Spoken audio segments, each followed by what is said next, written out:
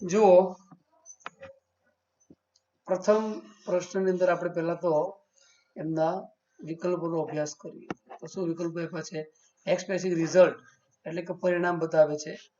Expressing choice, choice એટલે શું? પસંદગી. કમ્પેરિંગ પીપલ એટલે લોકો સાથે સરખામણી કરી છે. અને talking about person in relation two something, કોઈ વ્યક્તિ વિશે કંઈક કહેવામાં આવ્યું છે એ પ્રમાણે કહ્યું છે. પ્રથમ પ્રશ્નમાં શું કહ્યું છે? Lata is too old to sing a song in live performance. જો ટુ જ્યારે આપેલું હોય ને, ટુ ટુ પછી કંઈક આપેલું હોય પછી ટુ, તો એ વિરોધાભાસ બતાવે છે. અને આ વાક્યમાં એવું કહે છે કે લતાજી એટલા બધા ઉંમરવાળા થઈ ગયા છે, ઓલ્ડ એટલે ઉંમરવાળા, કે લાઈવ પરફોર્મન્સ કરી શકતા નથી. બરાબર? તો અહીં શું કહ્યું છે? રિઝલ્ટ બતાવ્યું છે કે લાઈવ પરફોર્મન્સ કેમ નથી કરી શકતા? તો કે એમની ઉંમર થઈ ગઈ છે. એટલે જવાબમાં તમને દેખાય છે અહીં એક્સપ્રેસિંગ રિઝલ્ટ. બીજું વાક્ય જુઓ. બીજા વાક્ય અવાજ નથી આવતો. હેલો હેલો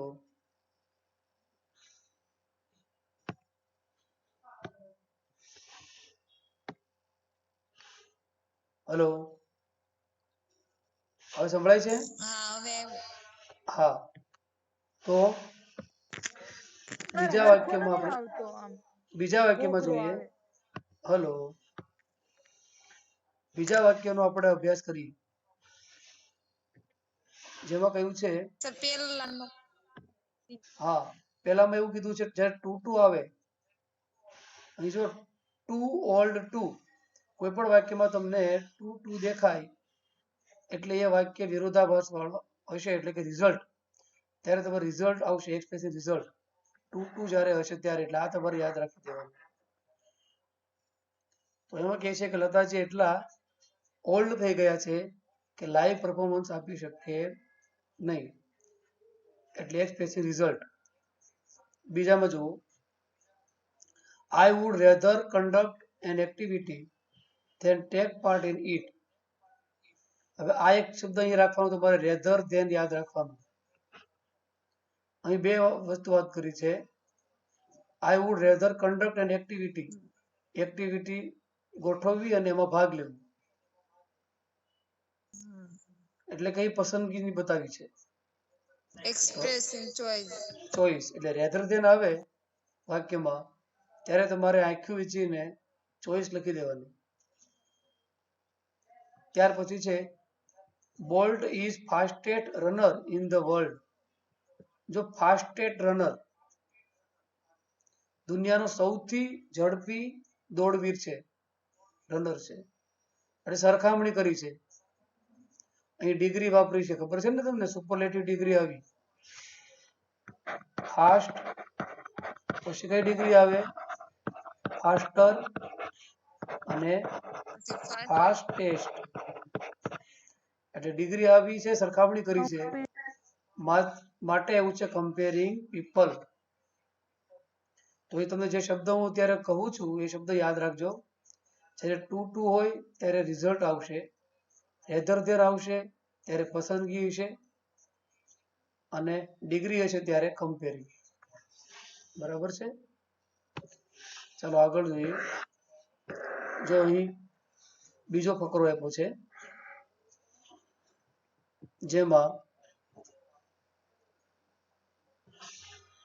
પ્રથમ ઓપ્શન છે habitual action in the past, એટલે કે ભૂતકાળની કોઈ ટેવ બતાવી હોય. કમ્પેરિંગ પીપલ, સરખામણી કરી હોય. શોવિંગ કોન્ટ્રાસ્ટ, વિરોધાભાસ બતાવ્યો હોય. અને એક્સપ્રેસિંગ સજેશન, કોઈ સજેશન એટલે કે સૂચના આપવામાં આવી હોય. બરાબર છે? ચાલો પેલો વાક્ય જુઓ. Like Gandhiji, Sardar believe in non violence. જો લાઈક એટલે એની જેવું, અને સરખામણી કરીએ ને અહીંયા, અહીં કોની કોની સરખામણી છે?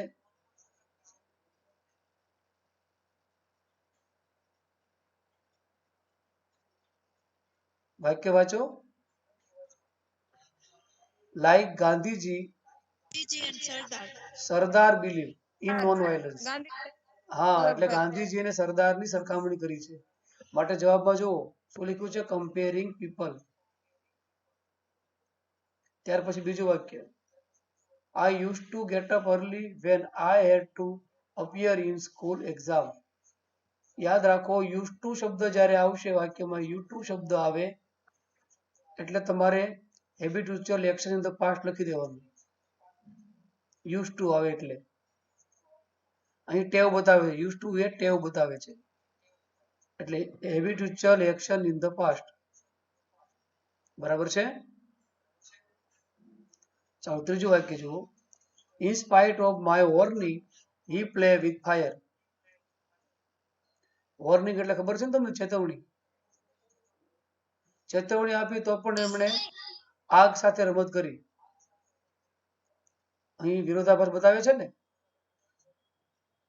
ચેતવણી આપી તો એને ચેતી જવું જોઈએ, ચેતવણી આપી તો પણ એમણે આગ સાથે રમત કરી. He played with fire. એટલા માટે અહીં કહ્યું છે શોવિંગ કોન્ટ્રાસ્ટ. વિરોધાભાસમાં યાદ રાખવાનું છે તમારે ઇન સ્પાઇટ. આ બધા શબ્દો તમે યાદ રાખજો. ઇન સ્પાઇટ એટલે showing contrast. Use to habitual action. Like તો આવશે કમ્પેરિંગ. નવો પેરેગ્રાફ જોઈએ.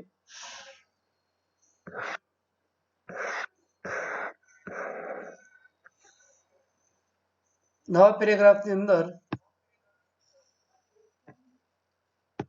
સૂચના છે, એક્સપ્રેસિંગ ચોઇસ પસંદગી, એક્સપ્રેસિંગ રિઝલ્ટ પરિણામ બતાવે, talking about thing relation something કોઈ વ્યક્તિ વિશે વાત કરી છે, અને એક્સપ્રેસિંગ સજેશન સૂચના આપી છે. જો પ્રથમ વાક્ય જુઓ, શ્રદ્ધા એક્સ ટુ ફેરફુલી ટુ ઓપોઝ એની વન. જો ટુ ટુ આવ્યા અહીંયા તો જવાબ શું આવશે?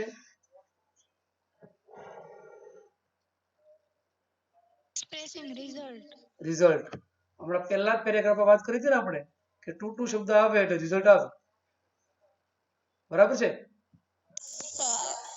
ચાલો બીજું વાક્ય જુઓ, Harsh follow the same strategies as his friend has suggested. એના મિત્રે જે સૂચના આપી એ પ્રમાણે એમણે કર્યું, એટલે એક્સપ્રેસિંગ સજેશન. ત્રીજું વાક્ય તમને સીધો ખ્યાલ આવી જવો જોઈએ, I would rather listen old Hindi song then watch Hindi movie. કયો શબ્દ વપરાયો છે અહીંયા? રેધર ધેન એટલે શું આવશે? Expressing choice. બરાબર. ગણિતમાં સૂત્રો યાદ કરી લે એ પ્રમાણે તમારે આ યાદ કરી લેવાનું કે રેધર ધેન એવું છે તો ચોઇસ આવે. ત્યાર પછીનો આગળનો પેરેગ્રાફ લઈએ આપણે, પેરેગ્રાફ નંબર 4. માર્ચ 2018 ની અંદર પૂછાઈ ગયો છે.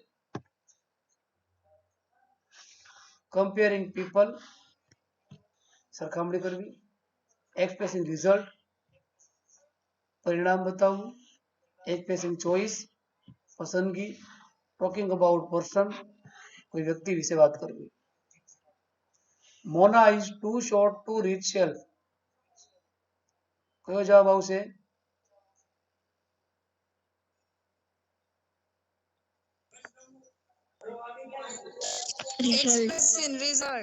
શું કામ એક્સપ્રેસિંગ રિઝલ્ટ? સરસ, વેરી ગુડ. તમને ખ્યાલ આવી ગયો કે અહીં ટુ ટુ શબ્દ છે એટલે રિઝલ્ટ.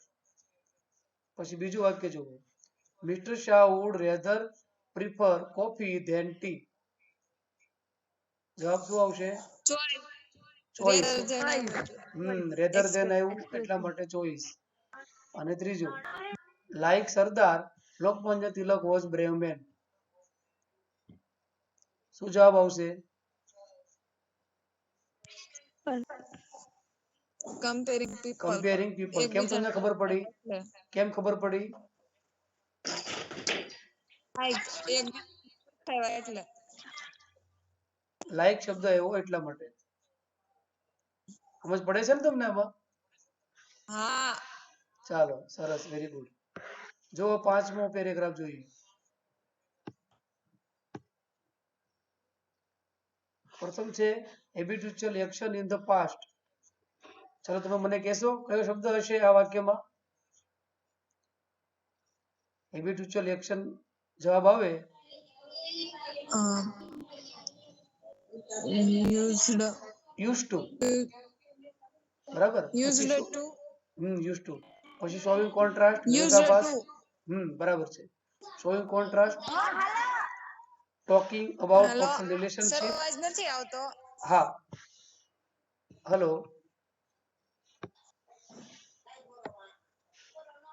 Hello hello. હા હા, હવે આવે. ચાલો.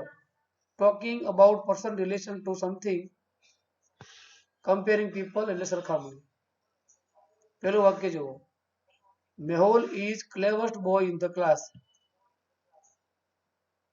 જવાબ શું આવશે? કમ્પેરિંગ શું કામ કમ્પેરિંગ?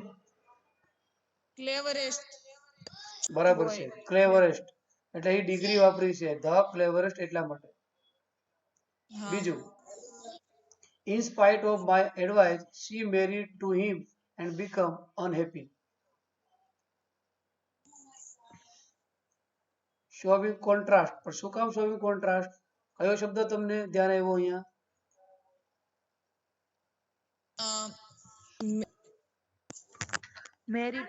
ના, કયો શબ્દ? Inspired inspired. યાદ રાખો, હેપી આગળ પણ વાત કરી છે ઇન્સ્પાયર્ડ. ત્યાર પછી I used to climb up the tree when I was in secondary school. તો જવાબ તમારો સામે છે, habitual very action in the past. પણ શું કામ જવાબ આવ્યો આ? યુઝડ ટુ આવ્યું એટલે યુઝ ટુ આવ્યો એટલા માટે. તો આ તમારે યાદ રાખવાનું છે. નવો પેરેગ્રાફ જોઈએ, નંબર 6.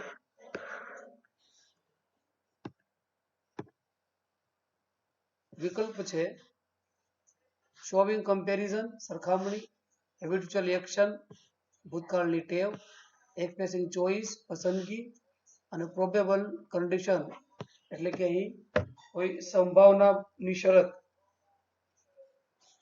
ચલો, પેલું છે Gandhiji use to do a prayer regularly in his life. જવાબ કયો આવશે?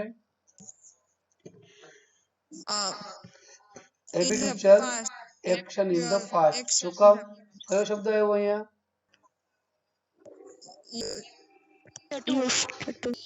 Use to. બરાબર છે.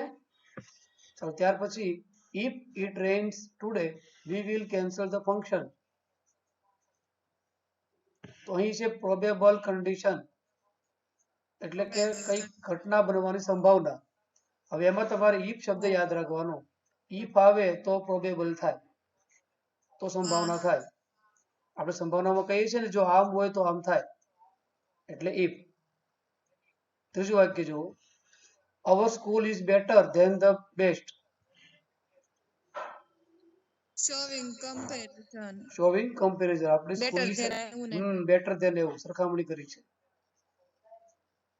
તો આ રીતે આપણે વાક્યો સમજવાના છે. નંબર 7 જોઈએ આપણે. જુઓ, વિકલ્પ છે એક્સપ્રેસિંગ રિઝલ્ટ, શોવિંગ કોન્ટ્રાસ્ટ,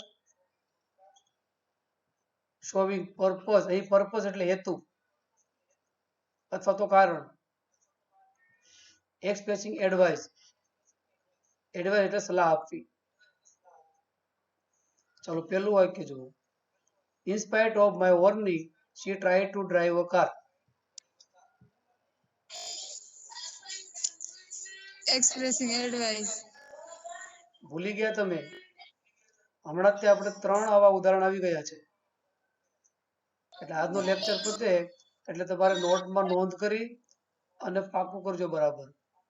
ઇનસ્પાઇટ આવે એટલે કોન્ટ્રાસ્ટ આવે. કોન્ટ્રાસ્ટ આવે કોન્ટ્રાસ્ટ એટલે અહીં આપણે 1 લખી દઈએ.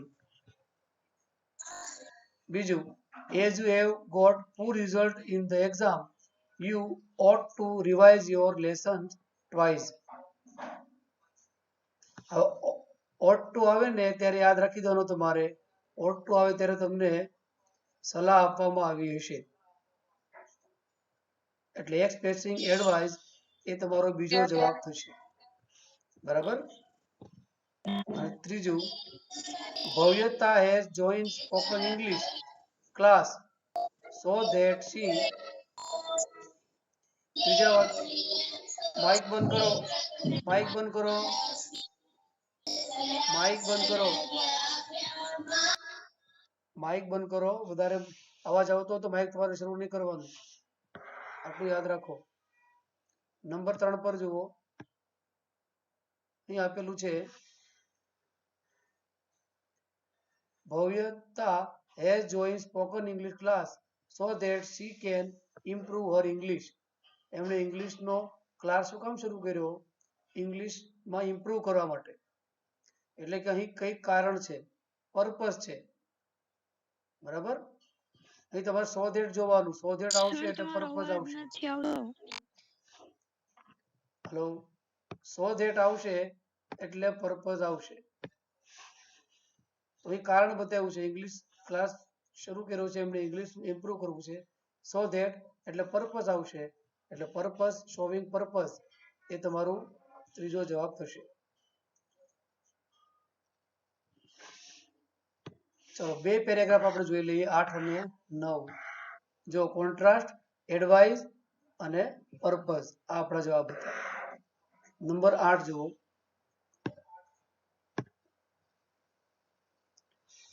Door is not important, showing contrast વિરોધાભાસ, કમ્પેરિંગ સરખામણી, રિપોર્ટિંગ એટલે અહેવાલ આપવો. ડોર ઇઝ નોટ ઇમ્પોર્ટન્ટ એટલે કે મહત્વનું નથી. ચલો, in spite of working sincerely, Aslam does not get good salary. કયો જવાબ આવે છે? Showing contrast. શું કામ આવે છે? In spite I would. શબ્દ પકડો. in spite of. The car is being moved away from the ditch slowly. તો અહીં નવો વિકલ્પ આવ્યો છે આપણી સામે. એમાં છે ડોર ઇઝ નોટ ઇમ્પોર્ટન્ટ. અહીં વાક્યનો આપણે અભ્યાસ કરવો પડશે. અને ત્રીજું જુઓ. Hazel is better than many other leaders in the school. તો જવાબ કયો છે ત્રીજામાં? કમ્પેરિંગ. શું કામ કમ્પેરિંગ છે?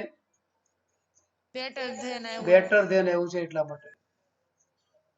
તો 3 માર્ક્સ મેળવવા આપણા માટે ખૂબ સરળ છે. થોડી પ્રેક્ટિસ તમારે જરૂર પડશે. ચાલો, 9મો પ્રશ્ન લઈ લઈએ. 9મો પ્રશ્ન લઈએ. Habitual action in the past, ભૂતકાળની ટેવ. કમ્પેરિંગ સરખામણી. ફરીથી habitual action in the past. Talking about person relationship, કોઈ વ્યક્તિ વિશે વાત કરવી. માઇક તમારું બંધ રાખો. Girish told James that he would buy a refrigerator the following day. Girish told James એટલે એક વ્યક્તિએ બીજા વ્યક્તિ વિશે વાત કરી છે. Talking about person in relation two something. Girish told James. બરાબર. બીજો વાક્ય, લાઈક ગાંધીજી. ફરીથી વાક્ય, brave believe in non violence. જવાબ શું આવશે? કયો જવાબ આવશે? કમ્પેરિંગ. શું કામ? કયો શબ્દ આવ્યો છે? લાઈક.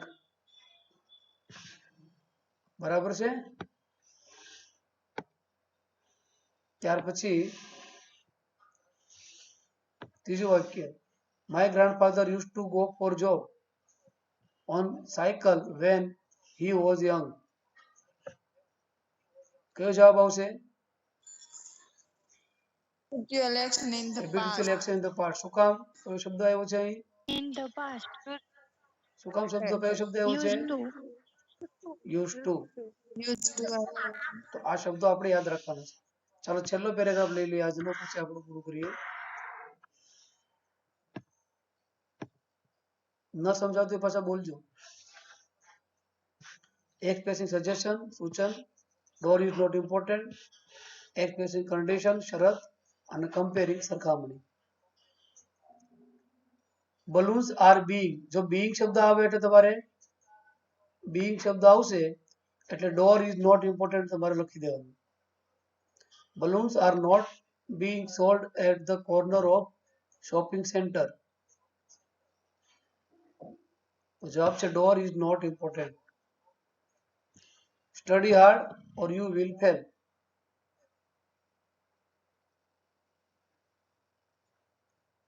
જવાબ શું છે? કન્ડિશન. કઈ કન્ડિશન છે અહીંયા? હાર્ડ અભ્યાસ કરો નકર નાપાસ થશો, એટલે ઓર થી જોડેલું છે. છે પણ study hard or you will fail, અહીં કન્ડિશન છે. અને ત્રીજું, Hazel is taller than Ariana. તો કમ્પેરિંગ, શું કામ કમ્પેરિંગ? કયો શબ્દ છે? Taller than. તો આવા 12 માર્કના પ્રશ્નો અલગ અલગ પ્રકારના સ્વરૂપે હશે. થોડી પ્રેક્ટિસ કરશો તો તમને આસાનીથી એમાં પૂરેપૂરા માર્ક્સ મળવાની પૂરેપૂરી સંભાવના છે.